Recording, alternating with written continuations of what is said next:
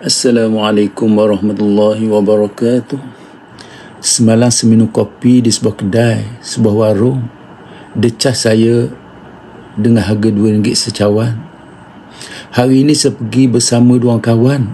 Dia cas saya sebanyak RM12 untuk 3 cawan kopi. Dia kata cawan pertama dia jual dengan harga RM2. Cawan kedua dia jual dengan harga RM4, manakala cawan yang ketiga dia jual dengan harga RM6. Jumlah seluruhnya saya kena bayar ialah RM12 untuk 3 cawan kopi. Nak tak nak kita kena bayar pasal kita dah minum. Persoalan saya, apa hukumnya jika kedai kopi jual barang yang sama tapi dengan harga yang berbeza?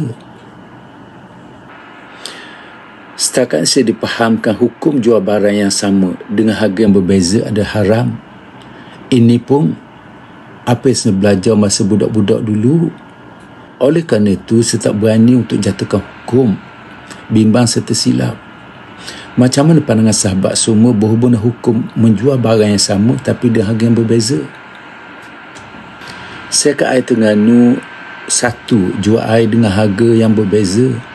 20 meter pertama, 20 meter kubik yang pertama dan harga 42 sen sekubik meter persegi.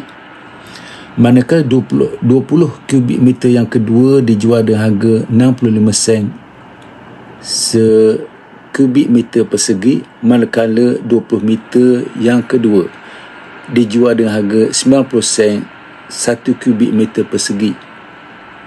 Persoalannya, apa hukumnya saya kat satu jual air kepada rakyat Terengganu dengan harga yang berbeza? Bagaimana pandangan ahli majlis fatwa berhubung jualan air oleh saya kat satu Terengganu?